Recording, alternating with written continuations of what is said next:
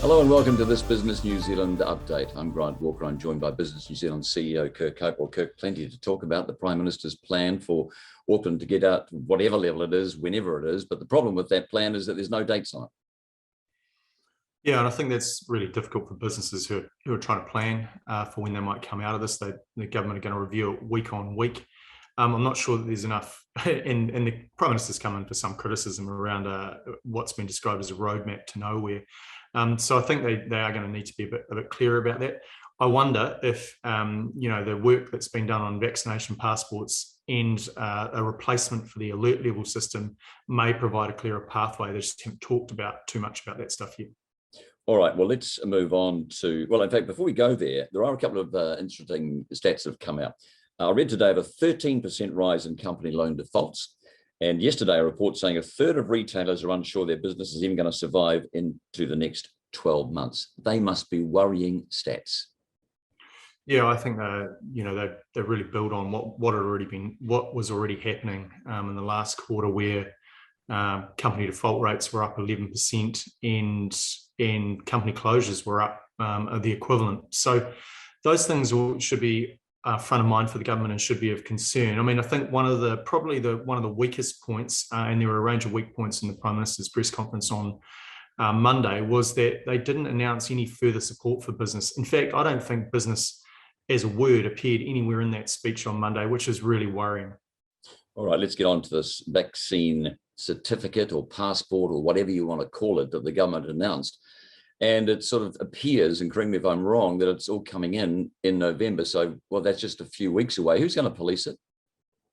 Yeah, I think that's probably one of the fears of the retailers and for businesses that, where the process may become mandatory, is if they have to be the police person. They've already been experiencing an uptick in violence against their workforce. There's no doubt that we're going to need some mechanisms for maintaining and understanding who's been vaccinated and who hasn't from a employment and a health and safety perspective. But for the frontline worker who has to police this, it's going to be a really difficult situation, I think. It's also interesting too, I heard Chris Hipkins in an interview when asked about whether domestic travel, for example, whether you can't travel without one of these passports. He said within New Zealand Greg Foran saying that that's a decision that the government make before they have to make it if they make it mandatory. And Chris Hipkins indicated that they are considering that. Now, at the end of the day, the EMA have come out and they haven't called for mandatory. What they've called is for mandatory carrying of these passports. What's your view on it? Look, I mean, we agree with that, and we've said mandatory vaccination for those who can be vaccinated. The government have shied away from that. I think they need to show some very real leadership in one of these spaces, because irrespective of the risks for people having to police mandatory vaccination passports, if you like, or the mandating of vaccination passports, businesses kind of need to understand who's vaccinated and who's not, to understand what the risk profile for their business is, because there are directors who will be on the hook, and there is a real mess between health and safety law and employment law. The boundaries are unclear. Employers are quite unclear about what they have to do, what they're allowed to do, and what they can't do right now. And so it really is up to, I think, the government to demonstrate much greater leadership in this area. They've shied away from that. I think they really need to step up. Well, the lawyers must be smiling because there's going to be a lot of litigation coming. And I'll give you an example. We heard of a case last week when a vaccinated employee was working with an unvaccinated employee, said, I don't want to work with you, you're unvaccinated. Therefore, the unvaccinated employee went to HR, said, I'm being bullied. Who wins? Yeah, who gets reprimanded? Yeah, look, that's a perfect example of some of the really challenging issues that businesses are facing at the moment. So, how can they exclude people from coming onto their premises if they're unvaccinated? And then, that comes back to the policing part. And if you have to do that policing part, it's pretty difficult.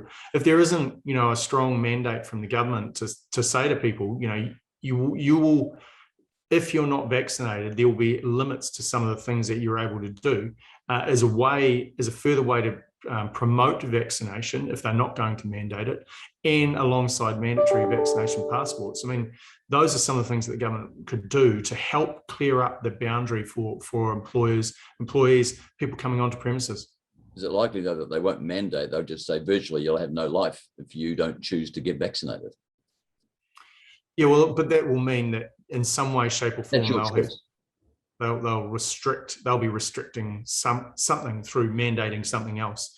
And I think that's probably what is going to end up happening. If you have a look at what's happened in other parts of the world, you can't go into places if you can't demonstrate what your vaccination status is, because again, that whilst people say, oh, well, how is there more risk for an unvaccinated person if a vaccinated person can transmit the disease and is carrying the disease? Well, the reality is you get way less sick. And it's what the vaccination has demonstrated is that you're much more likely to get COVID if you haven't been vaccinated, and much more likely to transmit it. All right, let's end on a positive note. Some positive news. The residency pathways for critical workers and their families, about 4 years worth in one hit.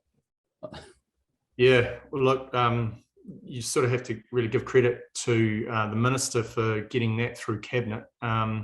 I know that won't have been easy, and also obviously one of our team members, Rachel Simpson, was instrumental in a long, hard slog from a policy perspective to convince the government that these people are going to be needed. I mean, essentially, it covers people who are already in the country making a contribution to New Zealand's COVID recovery, a lot in the health sector, and we're going to need a lot more of those people.